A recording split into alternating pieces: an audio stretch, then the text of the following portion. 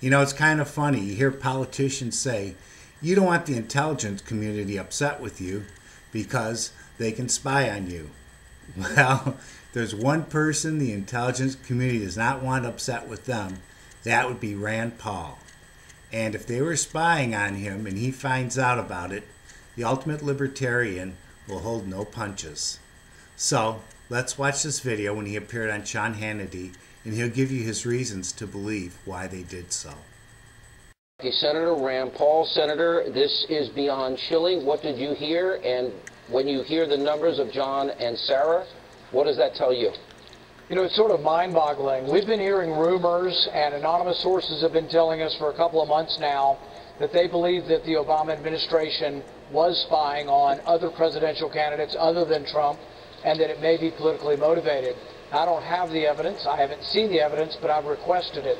I've asked the White House to look into it, and I've asked both of the intelligence committees. There are about 8 members of Congress who know more about spying, and they get all of the information that most of us are not privy to.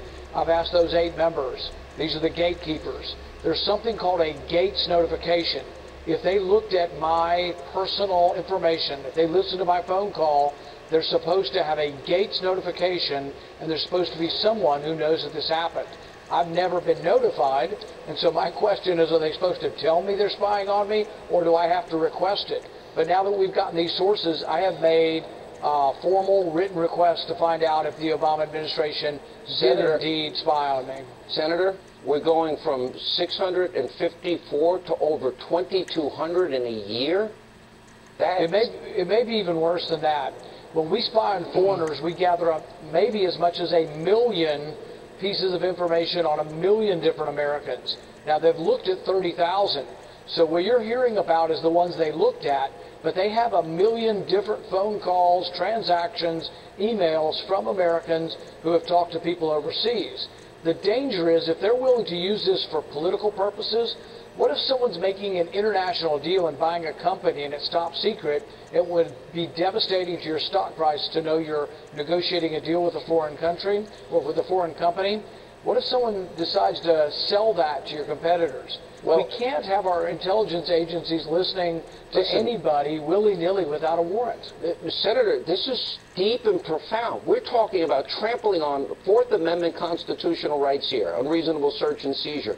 There are laws and procedures in place here. One, Brennan, Clapper, Rice, Rhodes, Jarrett, and maybe even the president knew about this. You're the lawmaker. Espionage Act, tell me the laws that could have been broken here and how dangerous this is to a free and open society. The main protection we have in our country is you have an independent judiciary. The police have to call a judge to listen to your phone call or to come into your house. What's happening here is there is no warrant for the American. The American's just being scooped up in any conversation with people overseas, and then they're searching the data bank. What I would like to know, one of the questions I asked the White House is, did anyone in the President Obama's administration query my name? Did they look in that database of 1 million Americans' phone calls and look me up specifically? Did they ask to unmask me? And they have these terms that sounds like, oh, unmasking, how bad is that? It's the same as spying. They are able to look at your conversations, who you call, when you call, all of this data, this massive data bank, they're able to look into. So, wow. Yes, this is incredibly damaging to the separation of powers and laws incredibly damaging to all Americans' privacy. Wouldn't it mean that Brennan, Clapper, Rice, Jarrett, Rhodes, and maybe the president could have broken laws if they did this for political purposes, sir? This is an important question. Absolutely. And see, you know, we've had trouble with Clapper before. Clapper was the one that came to the Senate and lied under oath about the fact that they were already doing this bulk collection of Americans' data. So they're not going to easily divulge this. The problem is there's a little bit of a bipartisan support for looking the other way. And so I'm having to push very hard to see if anyone is interested in the truth, because there's a lot of people who want to sweep this under the rug. Well, tell me who those Republicans are off air, and we'll be sure to bring them on too.